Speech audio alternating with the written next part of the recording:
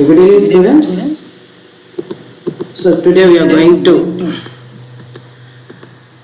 learn the topic interaction of genes. Gene interaction. So before that, let us have a recap of what we have discussed in the previous classes.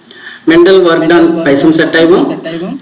Each of the 7 characters of guardian P was controlled by alternate forms of a single gene according to Mendel. That is what we call it as principle of unit factors. And both alleles determine a single character. That means capital T and small t. Capital R, small r. So capital T, small t is responsible for one character. That is stem length, not tall and dwarf. They are responsible for character. Tall and dwarf for traits. Okay. Thus, capital R and small r, though they are rounded and wrinkled, they are determining one character, that is seed shape. So there are a pair of alleles for a single character according to Mendel. And Mendelian dominance is complete dominance. We have already discussed it. And coming to the phenotypic and genotypic ratios in the F2 generation, the phenotypic ratio is 3:1 and genotypic ratio is 1:2:1. This is what Mendel taught us. Okay. And afterwards, a number of scientists became geneticists. I have told you already. Previously, they are botanists or zoologists or biologists, evolutionary biologists. Now, many of them have become geneticists. They started working on the principles of inheritance on various plants and animals. And some of them got the results like Mendel, and some of them did not get the results Mendel got on Pisum sativum. And even the ratios that are the ratios of Mendel, that is 3:1 of that is for monohybrid cross, 9:3:3:1 for dihybrid cross. They also those ratios are also got deviations in their respective experiments. So this is because of what we call it as interaction of genes that is responsible for the deviations from the normal Mendelian ratios of 3:1 and 9:3:3:1. And today we are discussing about these non-Mendelian gene interactions. If it is Mendelian gene interaction, the phenotypic ratio should be 3:1 in monohybrid cross and 9:3:3:1 in dihybrid cross. Because they are not getting neither 3:1 in monohybrid cross or neither nor 9:3:3:1 in dihybrid cross, these are called as non-Mendelian gene interactions. Okay, so post-Mendelian experiments, that means the experiments conducted after Mendel, after 1900, after the rediscovery of Mendel's laws. You are able to see the slide now? Your voice is breaking, sir. Yeah, network problem. Okay, what should I do?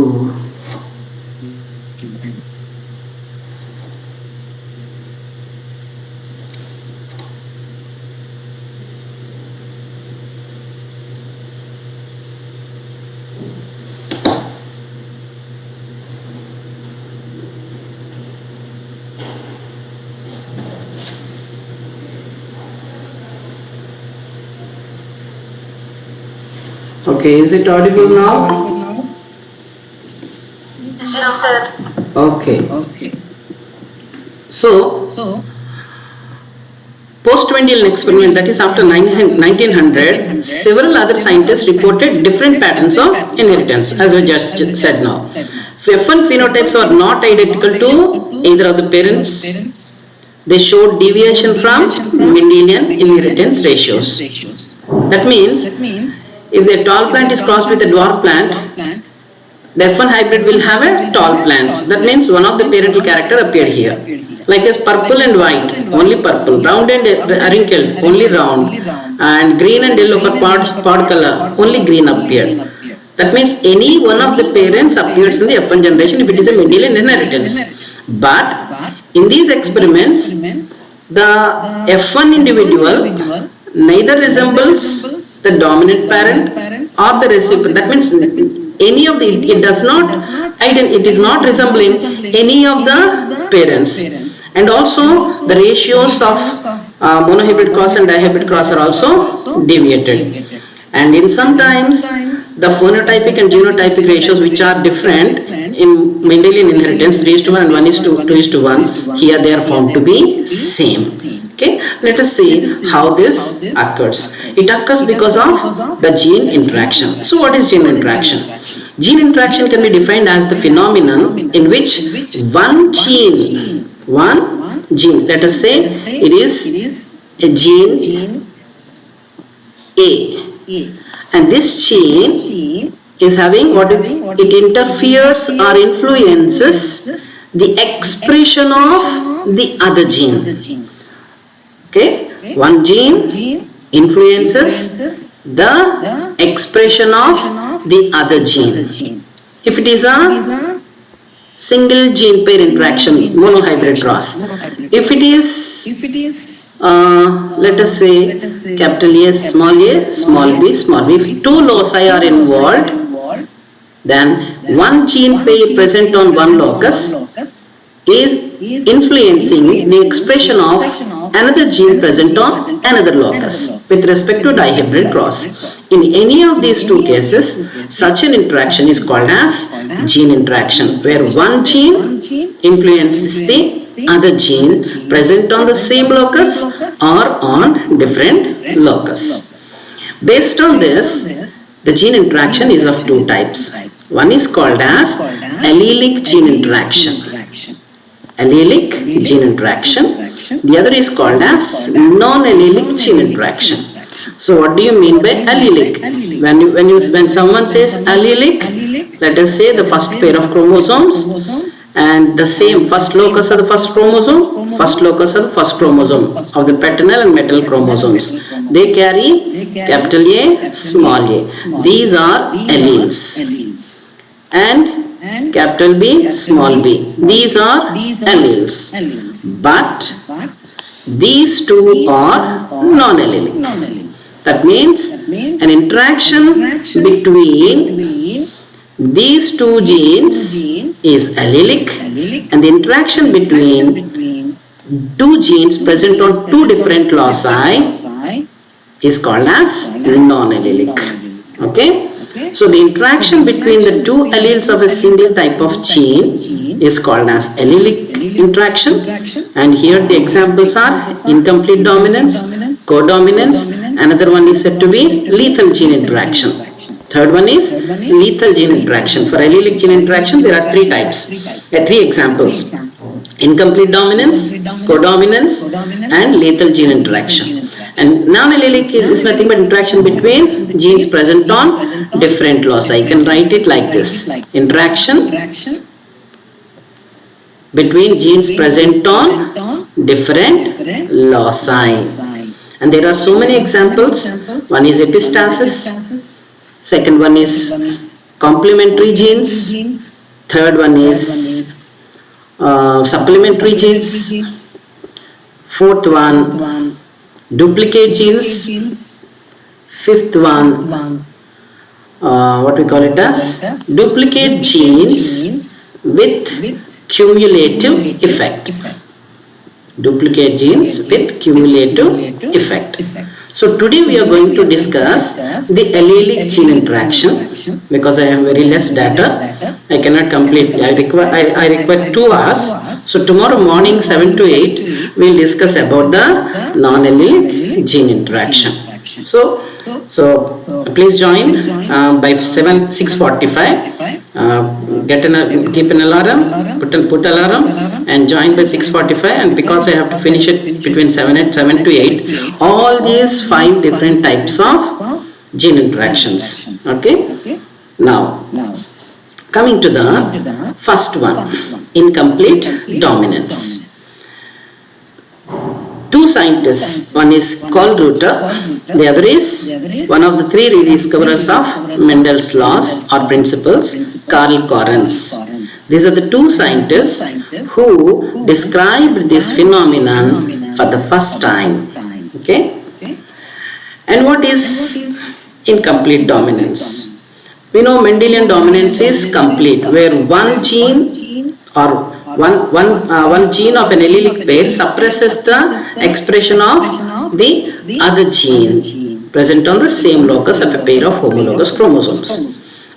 Okay, in heterozygous state.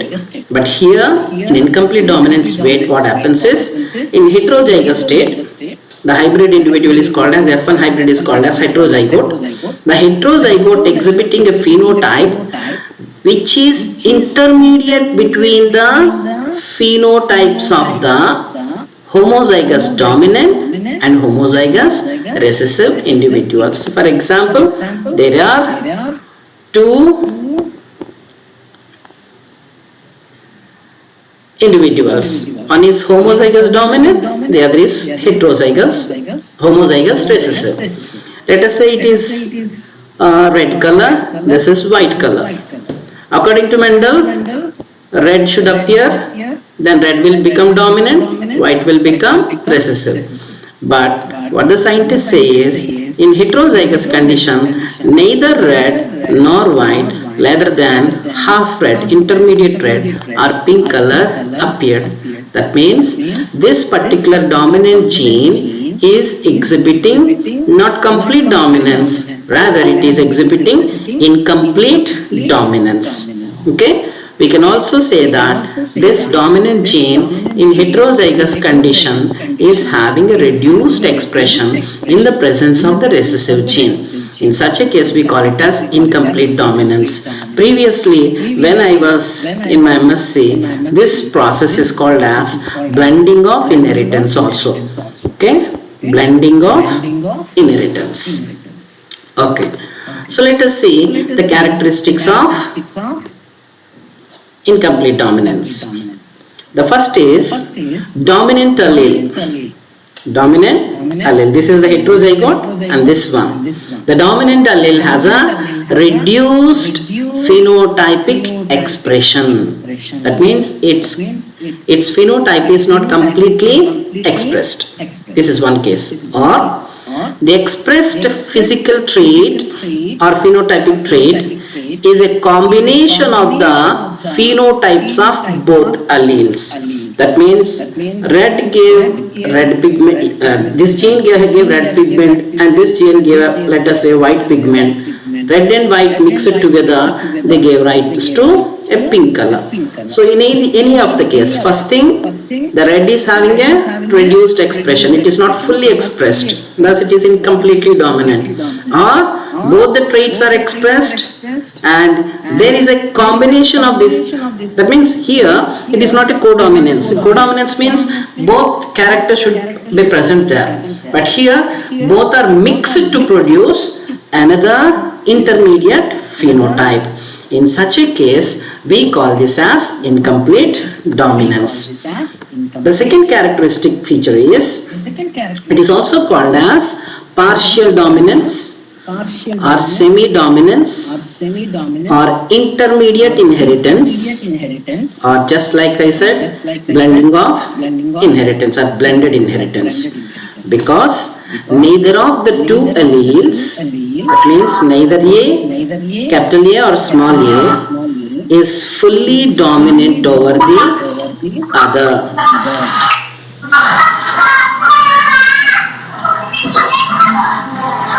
Keshava,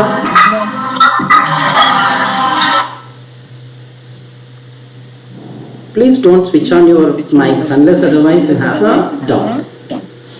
Okay. Next, third characteristic of incomplete dominance.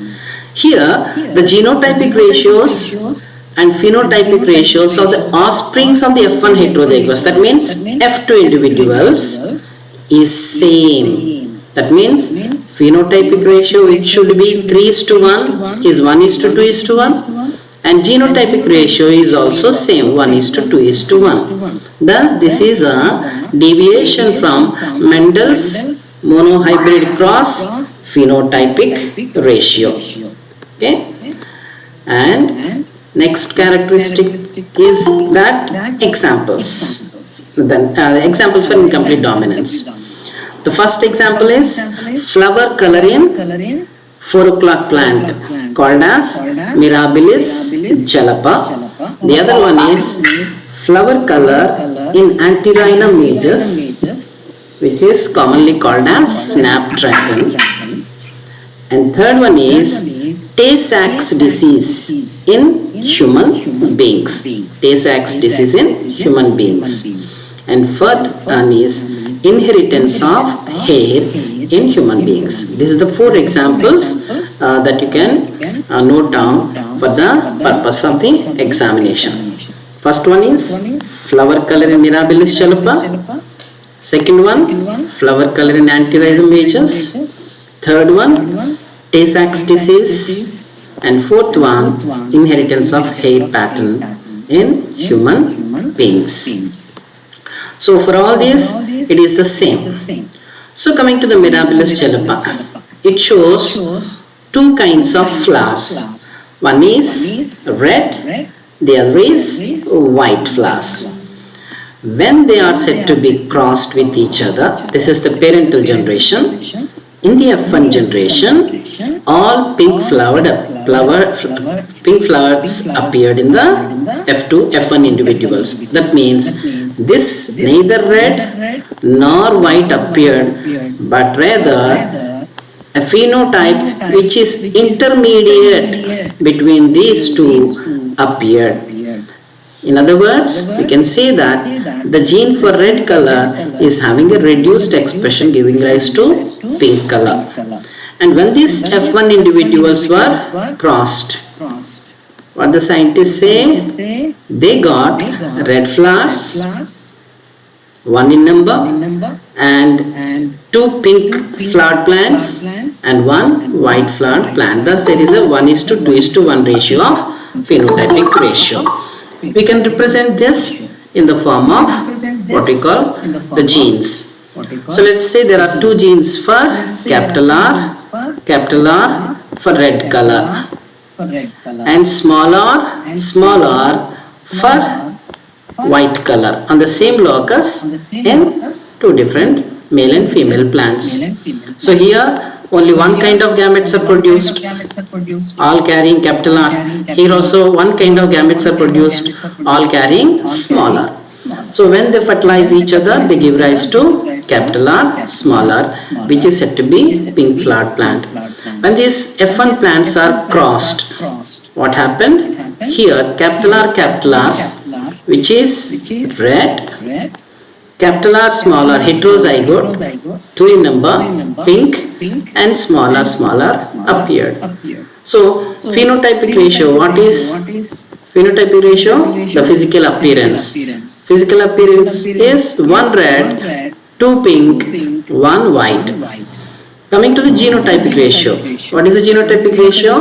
1 homozygous red, 2 heterozygous pink, 1 homozygous white. In other words, 1 homozygous dominant, 2 heterozygous dominant, 1 homozygous recessive. Tanmay Birudraj, can you mute? Thank you. Okay. So this is how the both phenotypic and genotypic ratios are same with respect to this type of inheritance, and such an inheritance is called as incomplete dominance. And same is the case with antirrhinum majus. A red flowered plant crossed with a white flowered plant gave rise to pink flowered plants. When the F1 plants were crossed, they gave rise to again the same thing, 1:2:1 ratio of phenotypic genotypic ratios. And coming the third example, Tay-Sachs disease. So Tay-Sachs disease is said to be carried. If the gene is said to be dominant, it is normal. If the gene is said to be recessive, it is said to be disease, causing the Tay-Sachs disease. Okay, so a normal capital R individual and capital R small r is also normal but carrier, whereas smaller individual carries the Tay-Sachs disease. So thus, when a capital R small r individual, which is a carrier, normal but carrier, is married to another same carrier individual, the ratios will be 1:2:1, as in the case of the mirabilis chalupa and antirrhinum majus. And another example is curly hair in human beings. A curly haired individual when got married to a straight-haired individuals, we can get a wavy-haired individual. So this is also another example for incomplete dominance. And the second one is codominance. So what actually codominance is? Both incomplete and complete dominance as well as codominance are allelic interactions only. That means they are the interaction of genes present on a pair of loci present on a pair of corresponding loci present on a pair of homologous chromosomes, and we can call this as it is between the alleles, it is called as intra-allelic interaction. It is intra-allelic interaction. And whereas if it is involving the second one, then that will be called as non-allelic interaction. Okay?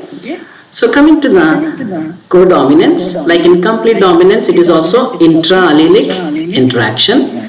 The intra-allelic interaction of genes in which the phenotype of the heterozygote is not intermediate like incomplete dominance between the phenotypes of the homozygotes. Rather, the heterozygote expresses both homozygotes simultaneously or equally. Thus, there are two loci. Capital A and capital B. A expresses and B also expresses, and both are equally expressed. Both are dominant, and hence such an interaction called as codominance. So what you have to remember here is what is simply codominance. In a heterozygote, both the alleles are equally expressed. That is what you have to remember with respect to codominance. Both the alleles of heterozygote are equally expressed. And coming to the characteristics, the first one is here both are dominant. That means there is no recessive allele involved here. So no dominant recessive relationship is involved between the two alleles. This you have to write down. The first characteristic feature of codominance is no dominant recessive relationship is there. That means because both are dominant, there is no recessive gene. Second one, both alleles present at a given locus are equally dominant. Hence, they are called as codominant. So, both the alleles of a heterozygote are equally dominant. And third feature is, in heterozygote state, both alleles are equally expressed. What does it mean?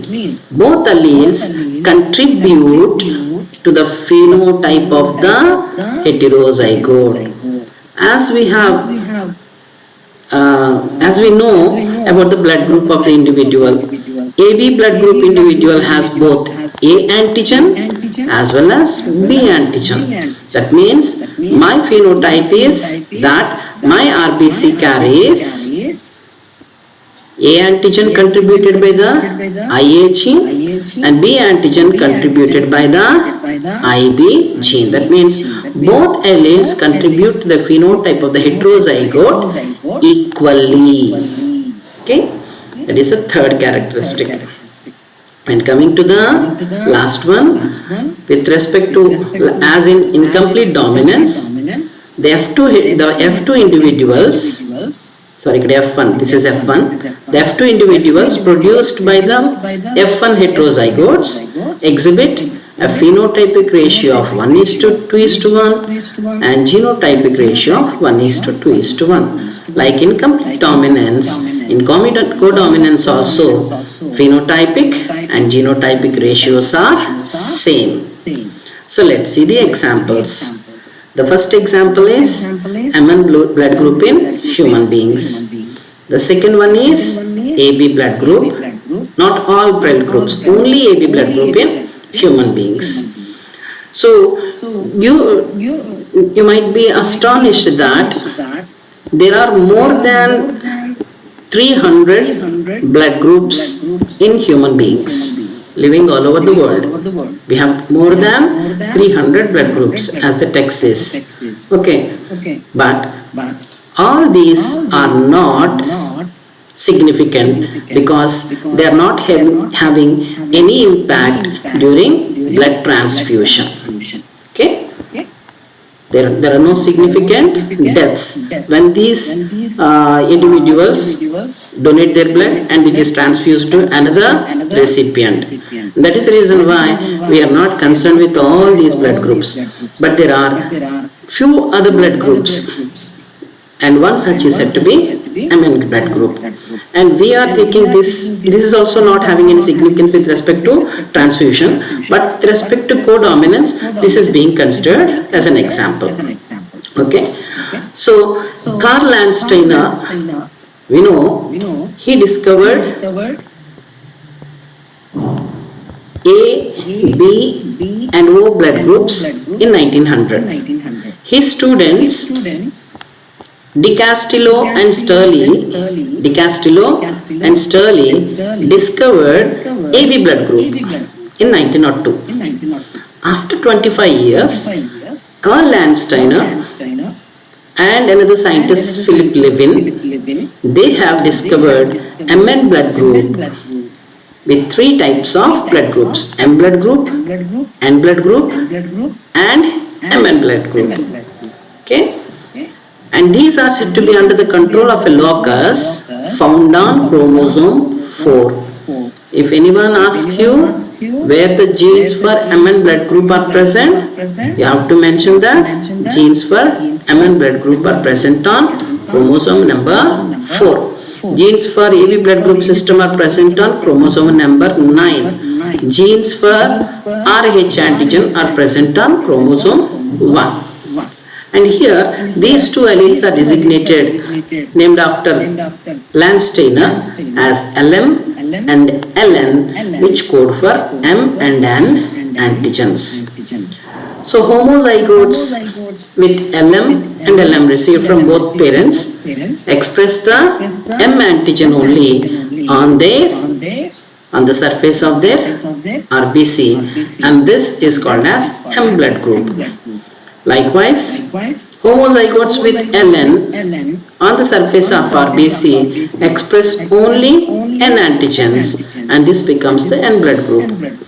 And coming to the heterozygotes, they express both M antigen as well as N antigen, and both are present on the surface of the RBC. Thus, this gene is having expressed, and this gene is also having expressed in heterozygous condition, and both are expressed equally. As many M antigens, as many N antigens are present on the surface of RBC, and that is the reason why this is an example for codominance. Okay, so LMLM. Hello.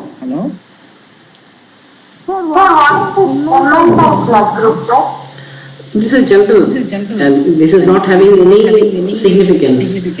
And that's the reason why we are just mentioning it about the codominance only. There are so many blood groups, like Duffy is there, Karl is there, named after the scientists. And here these two, when Karl Landsteiner discovered blood group, he doesn't know what name to give it. So he considered the blood group system based on the presence or absence of antigens. So he wanted to give the name for that antigen. So what he used to do, he just mentioned one antigen as A, the other antigen as B. So because he has given these what we call letters for them, now he discovered also two different blood groups, and he has given the antigens the names M and N only.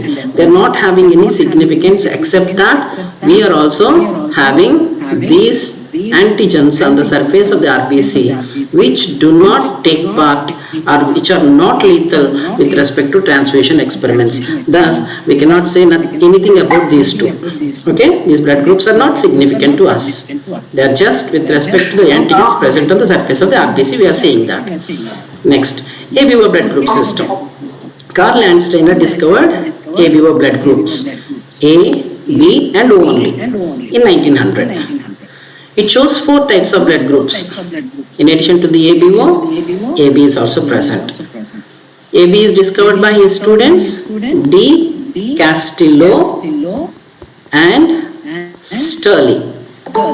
These are the students of Karl Landsteiner. Karl Landsteiner discovered it in 1900. 2 years later, his students discovered the 4th blood group. And these are given the name based on the presence or absence of antigens. If my blood group is said to be A blood group, on the surface of RBC, I have only A antigen. If my blood group is B blood group, I have only B antigen on the surface of RBC. If my blood group is said to be AB, I will have equally expressed A antigen as well as B antigen on the surface of my RBC. And if my blood group is O group, there is no antigen on the surface of RBC. So I will explain you the inheritance of the blood group later when we will discuss about the multiple alleles. In detail, I will be explaining you the entire chemistry of chemistry of what we call this antigens also I will be explaining you. Next,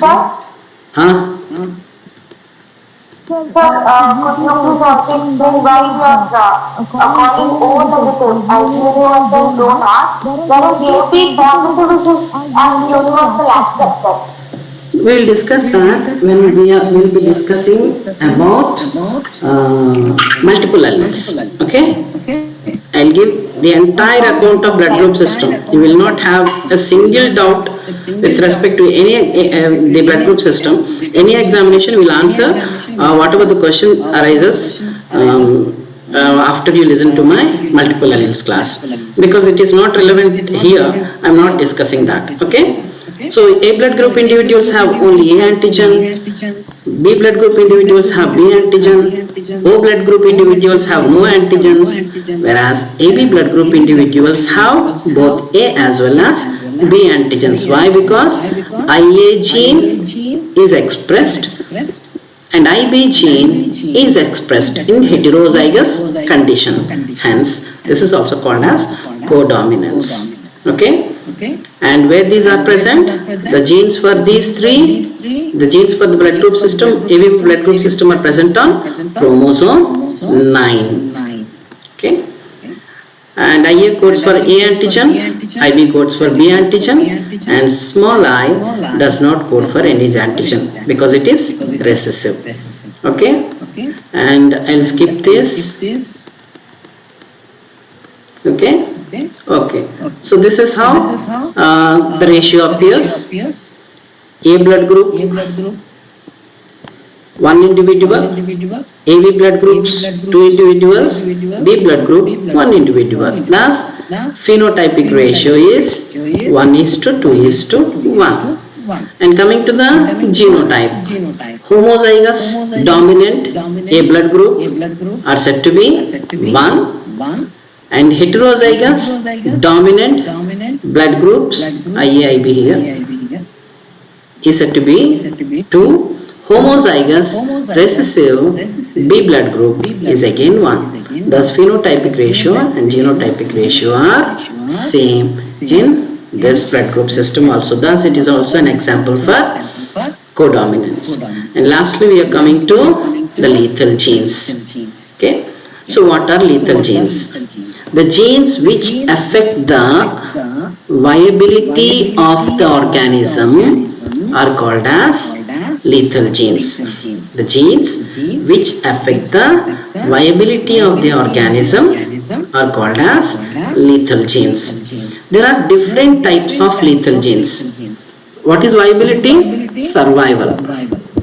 That means if this gene is expressed, I am going to die. If this gene is not expressed, I am going to live. That means my survival value, my viability is depending upon these genes, and hence we call them as lethal genes. And there are different types of these lethal genes. Some are called as early onset lethal genes. Early onset lethal genes. That means the lethal expression of the gene is in the early part of my life. That when I am child, these genes are expressed and I am going to die. And the second one are said to be adult onset genes. Second one are said to be adult onset genes. What is an adult onset gene? Adult onset genes are genes which are said to be expressed at a later stage of life. At a later stage of or final stage of the life. And the third one is said to be conditional lethal gene. And the third one is conditional lethal gene. What is conditional lethal gene? A lethal allele which kills an organism under certain environmental conditions only. A lethal allele which kills an organism under certain environmental conditions only. For example, there are some temperature sensitive alleles, which kill organisms only at high temperature. Okay, let me say an example. There is a bird, okay, and there is a gene for feathers in that bird. The genes for feathers is normally expressed at a temperature of 30 degrees centigrade, let us say so. What happened here is, when this gene, okay, when the body temperature is raised from 30 degrees to 40 degrees, this gene which is responsible for feathers becomes lethal because it is a temperature sensitive gene or allele. So when it becomes temperature sensitive lethal gene at 40 degrees centigrade, all the feathers will be falling. When all the feathers will be falling at that temperature, which is around in the environment also, if it is said to be at midsummer, what happens? This bird, because feathers are responsible for insulation, it cannot live in that high temperature. So when a temperature rises to 40 degrees, when the genes are said to be expressed, all the feathers are lost and the individual dies. And such a gene which is expressed based on certain environmental condition, here the condition is said to be temperature, and they are called as conditional lethals, the third type. And the fourth type are said to be semi-lethal genes. Fourth type are said to be semi-lethal genes. So what are semi-lethal genes? Semi-lethal genes are the lethal alleles which kill only some individuals of the population but not all. Okay, when these alleles are expressed, for example, there are two individuals, A individual and B individual, both are having semi-lethal genes, but the semi-lethal gene, when it is expressed, A dies and B is not dying. That means this lethal allele kills only some individuals of the population but not all individuals. Such a lethal gene is called as semi-lethal gene.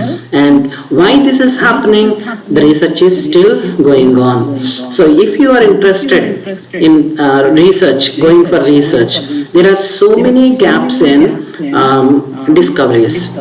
Some of these are said to be for the scientists who aim for nanotechnology, nanobiotechnology, bioinformatics. These are very little things, and you people can take up this as a research topic, and whatever the gaps that are present in the literature can be filled by you, and this becomes a path-breaking scientific discovery. Okay.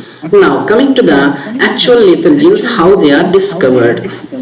They are discovered by a scientist called as Lucien Cugnot. Lucien Cugnot discovered lethal genes. But he did not mention anything about the lethal gene interaction. He explained the process only. What happened during the what we call crossing of two different mice. Okay, and these mice are called as Q0 mice. We call them as Q0 mice. Okay, so what actually happened here? He found that there are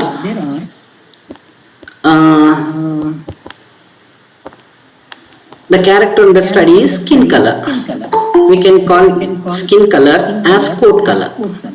So coat means here skin. So coat color in mice is the topic studied by Q0. And he found that there are two types of skin colors or coat colors. One we call it as yellow. The other is called, the other we can call it as non-yellow. Yellow and non-yellow. Okay.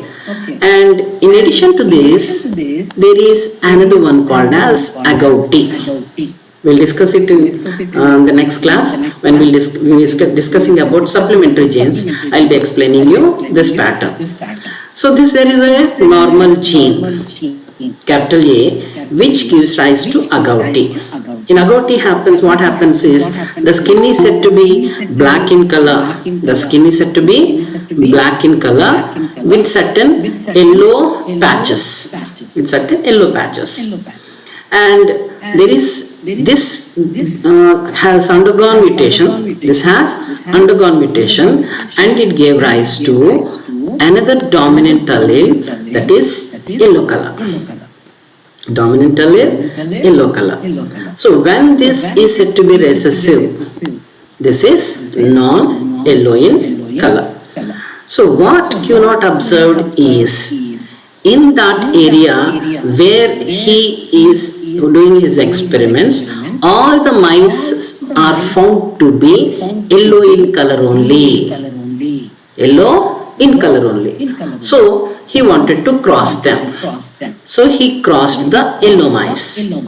And he found that in the next generation, he obtained only 2 yellow and 1 non-yellow.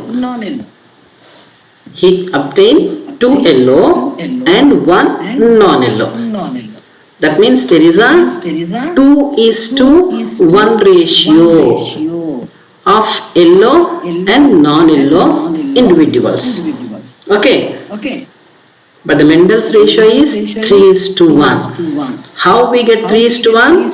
When we cross a heterozygote, we get capital T, capital T small t 2 and small t 1, isn't it? That means in order to get 2:1 or 3:1 ratio, if it is a test cross ratio, it is 1:1. It is neither 1:1 nor 3:1, it is 2:1. That means it is more closer to this one. That means here it is a heterozygote. The individuals that he has taken for his experiment according to Q0 are heterozygotes. Capital AY gene and A gene. AY gene and A gene. Okay. So when these are crossed, what happens? When these two are present, it gives rise to AY. And when these two are present, it gives rise to heterozygote AYA. And likewise these two AYA and this one capital A. Okay. Here we are not mentioning about dominant or recessive. Okay. Keep in mind this is a lethal gene. So what actually happened is AY is a lethal gene which is produced from A gene due to mutation. And this is said to be expressed in homozygous AY condition. That means we can call it as a dominant lethal gene. You can call it as a dominant lethal gene. So here, thus, what Q0 observed is only 2 individuals which are yellow color survived, 1 individual which is non-yellow color survived, and 1 individual which actually should be yellow homozygous did not survive. So he dissected this individual, homozygous dominant individual, he dissected it and found that one fourth of the embryos were dead in the mother's womb. One-fourth of these embryos were dead in the mother's womb. That means had they been not dead, the ratio will be 3:1. Then what happened here? In heterozygous condition, in homozygous condition, these individuals died. What does it mean? In homozygous dominant condition, it is said to be lethal. In heterozygous dominant condition and in homozygous recessive condition, it is non-lethal. And thus, this is an example for lethal gene expressed in homozygous dominant condition. And whenever some example is given, so and so dog or so and so guinea pig is crossed with so and so guinea pig with so and so character, and in the F1 in the next generation the ratio is 2:1. This is an example for dash. You simply, when the ratio is 2:1, you just simply mention that it is an example for lethal gene interaction. Okay, and another example is creeper lethal. Another example is creeper lethal in chicken. Creeper lethal in chicken. So what is creeper? One which crawls is called as a creeper, isn't it? It creeps on. It's not running, it's neither walking. These chicks are crawling or creeping. Why they are crawling or creeping? Because they have very short and stunted legs. They have only 2 legs, and those 2 legs are said to be very short and stunted, and this becomes a creeper. What happens here? There is a dominant gene, and this gene is said to be lethal only in homozygous condition as Q0 mice. Whereas in heterozygous condition, this is expressed, and this is creeper, and this is viable. This lives. And in homozygous recessive condition, it is normal. Whereas when these 2 genes are present in dominant state, this dies. That means the creeper gene, the creeper lethal gene, is expressed in dominant homozygous condition only, not heterozygous state. Okay? This is not an example for a conditional lethal gene. Conditional means that should be environment related. It is genetically related. It is expressed in dominant homozygous state but not in dominant heterozygous state. And thus this is another example for dominant homozygous lethal gene. And there are other type of lethal genes based on their expression. We can call them as dominant lethal genes or recessive lethal genes. So let's see recessive lethal genes. So Q0 and Barr are the 2 scientists who discovered these first recessive lethal genes because they altered Mendelian inheritance. And coming to the examples of recessive lethal genes in human beings, we can example cystic fibrosis, sickle cell anemia, achondroplasia, and some other diseases are also there. We'll be explaining these. So examples for recessive lethal genes are these. So what in the exam is asked for recessive lethal gene? For example, there are 3 genotypes: dominant, homozygous, dominant, heterozygous, recessive, homozygous. Here what happens? This gene is expressed in recessive state only. Capital A, dominant, is said to be normal, small a is said to be lethal. In homozygous state, the dominant lethal is said to be not expressed because it is a recessive lethal gene. It cannot express itself in dominant state. So the dominant individual survives. In heterozygous state, there is a lethal gene, small a recessive lethal, but the normal gene suppresses it so that the dominant heterozygous individual also survives. But in homozygous recessive condition, what happens? The recessive lethal gene is not suppressed by any dominant lethal gene because both are said to be recessive, both are lethal genes, and the individual dies. And such as genes which are expressed in homozygous recessive condition are called as recessive lethal genes. What is significant about recessive lethal genes? Recessive lethal genes exist in the population in heterozygous state. Recessive lethal genes exist in the population in heterozygous state. So, in human beings or any other animals or plants, the mating is always random. No one selects by checking their genotype. Okay. When you go for marriage, do you ask the boy or the girl that comes there, do you have any recessive lethal gene? No, we don't ask them because we don't know anything about the genotype that we have. So randomly we get married, and if by chance our counterpart is said to be also having the same heterozygous genotype, what may happen? There is every chance for the child to get the homozygous recessive genes. In that case, the child will die. And that is the reason we say that recessive lethal genes are present in the population in heterozygous state. In homozygous state anyway they are not present in the population because they soon die. As soon they are said to be homozygous, the genes are expressed and the individual dies.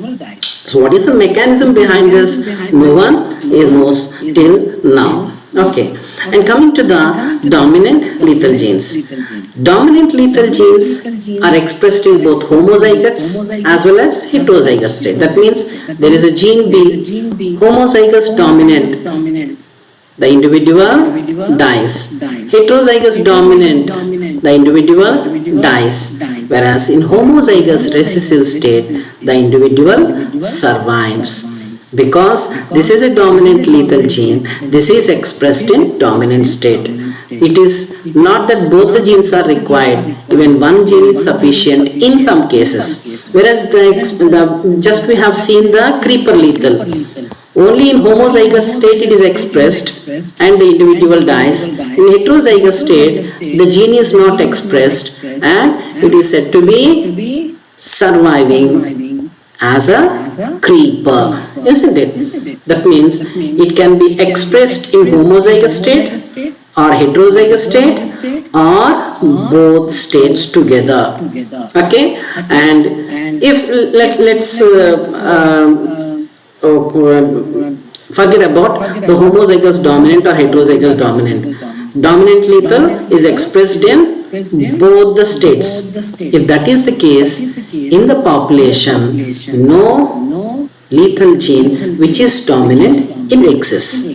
Because even in heterozygous state also, the individual dies. So only recessive lethal genes can exist in the population in heterozygous state, but dominant lethal genes, as they can die in homozygous as well as heterozygous state, they soon are eliminated from the population. They cannot be passed on to the next generation or next generation at all because they are rapidly eliminated from the population. And one such example for dominant lethal gene is Huntington's disease in human beings. What is Huntington disease? This is controlled by a gene called as HTT gene. Okay, and this gene is expressed at what age? At only 40 years of age. At 40 years of age. When this gene is expressed, it produces a protein called as huntingtin. It produces a protein called as huntingtin.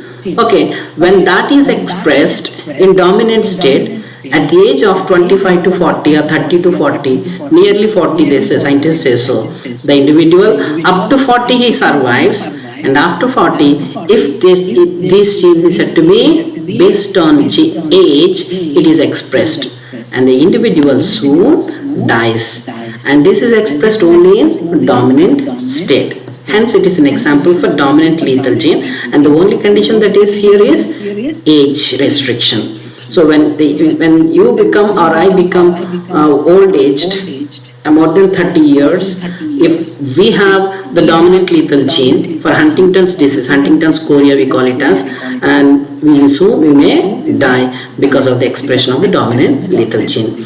Conditional lethal genes also already I have explained you. And coming to the next topic, that is interaction of genes which is said to be non-allelic. So in non-allelic, in tomorrow morning class, we are going to discuss about supplementary genes, complementary genes, inhibitory genes, duplicate gene interaction, masking gene interaction, polygenic interaction, that means duplicate genes with cumulative effect, and these two are said to be called as epistasis, 13:3, 12:3:1, epistatic interaction. In addition to this, there is another example called as Coombs in falls. Coombs in falls. So all these 1, 2, 3, 4, 5, 6, 7 types of interactions tomorrow morning we are going to discuss. So you should know only the genotypes. Only the phenotypic ratios you should remember for the examination purpose. But how the phenotypic ratio arrives, you should know the mechanism. For the mechanism part and how these genes are expressed, we are going to discuss tomorrow. So till now we have discussed about 3 types of allelic gene interaction. One is lethal gene, the other is codominance, and the third one is incomplete dominance. So anyone, if you have any doubt with respect to these topics, you can ask doubts. Otherwise, we'll close the class here. Tomorrow we'll meet at 7 a.m. Thank you.